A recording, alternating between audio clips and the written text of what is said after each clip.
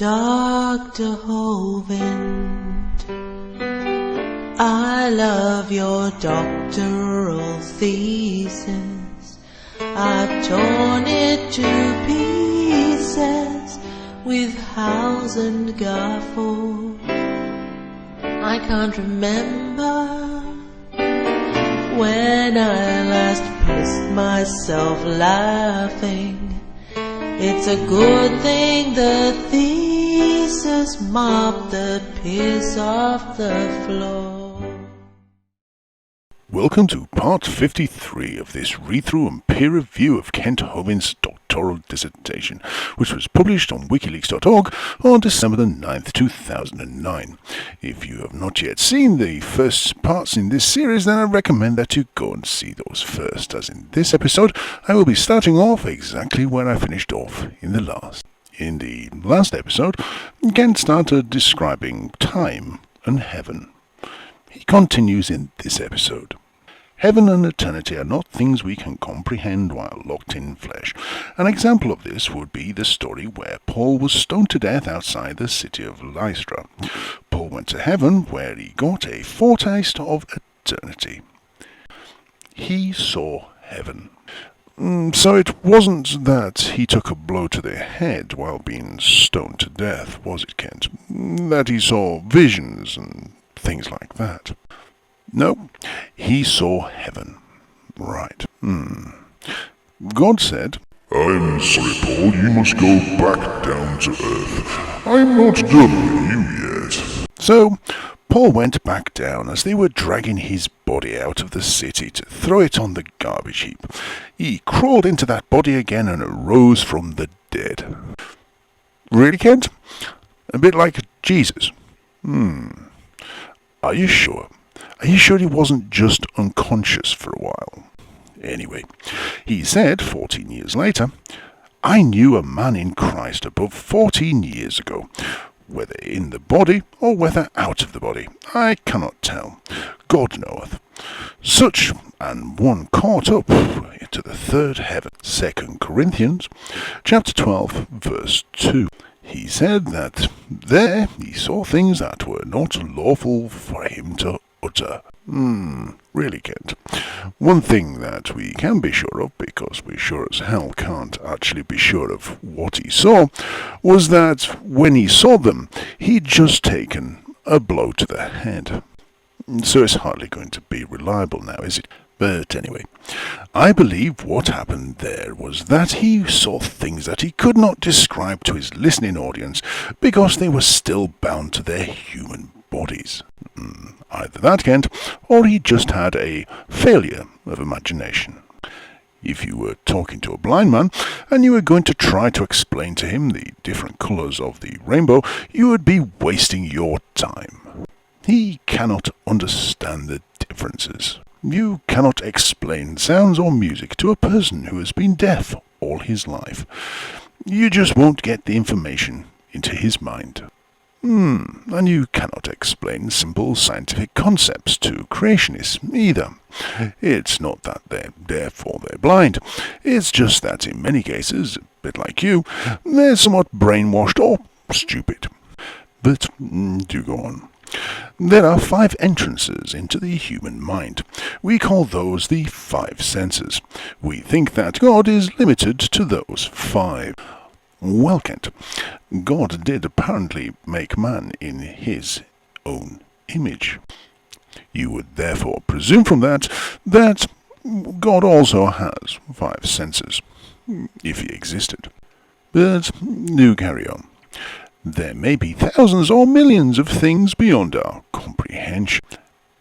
Kent, there are so many things that are beyond your comprehension. This doctoral dissertation proves that. To say that it is 1990 in heaven is to put human limitations on God.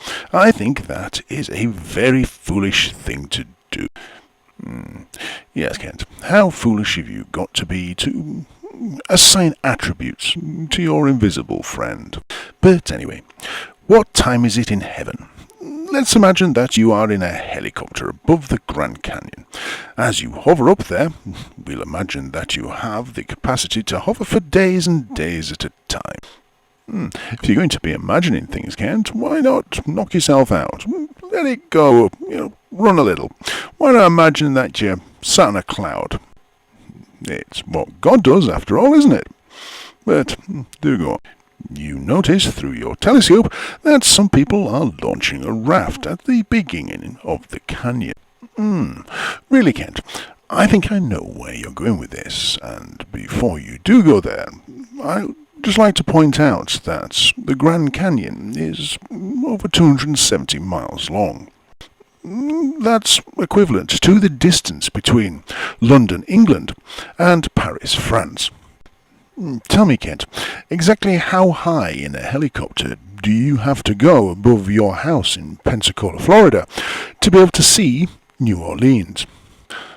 After all, Kent, that's only 200 miles away. But do carry on. About 30 minutes later, another group of people launch a raft. 30 minutes later, a third group of people launch a raft. Every 30 minutes, a new group of people starts their journey through the Grand Canyon on a raft. Okay, Kent, I get the concept. Get on with it. None of the groups can see each other because of the twists and bends of the river as it goes through the canyon. They cannot see the groups in front of them or behind them. As far as they are concerned, they're all alone. Yes, Kent, apart from the hillbillies on the cliff tops taking pot shots at them with a rifle, hoping that they'll be able to catch up with them later on downstream and make the one that looks like Ned Betty squeal like a pig. But anyway, however, you in your helicopter are able to see all of the groups at the same time. You can see the one at the beginning of the race that's left 4 days ago, and you can see the group that is just now leaving. 4 days ago, Kent? They haven't got very far, have they? Carry on. Each one of the groups has a different perspective of the canyon. Not really, Kent. They all have the same perspective, that being from river level. Each one of them sees a different section of the canyon. Really, Kent? I thought they all started in the same place, about half an hour apart. I'm guessing that they're all seeing exactly the same section of the canyon, just 30 minutes behind each other. They are locked into position. Really, Kent? They're floating downstream, and those that are floating downstream in the fast-flowing parts of the canyon, well, they're going to be floating faster than those in the slower-flowing parts. This is going to mean that those travelling behind in the faster-flowing parts are going to be catching up those flowing ahead in the slower-flowing part. But anyway, they cannot decide to jump ahead 50 miles or to jump back 50 miles. Really, Kent? So they can't pull up to the bank, drag the raft out of the water, stick it on the back of a trailer, hitch that trailer up to a truck, and drive either back upstream or drive off downstream. I think they can, but never mind.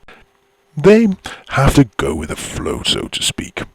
You are in the same position here on Earth as far as time goes. We are locked into 1991 right now. Yes, Kent. Unless, of course, you're Jewish, in which case you're in the year 5752, Iranian, in which you're in the year 1370, you're using the Islamic calendar, and therefore you're in year 1411, or Chinese, in which case you're in the year 4688. But do go on. We will be here for a year, then we will be locked into 1992. Yes, Kent, but given the choice, you'd much rather go back to the Dark Ages, back in the 1400s, wouldn't you, Kent?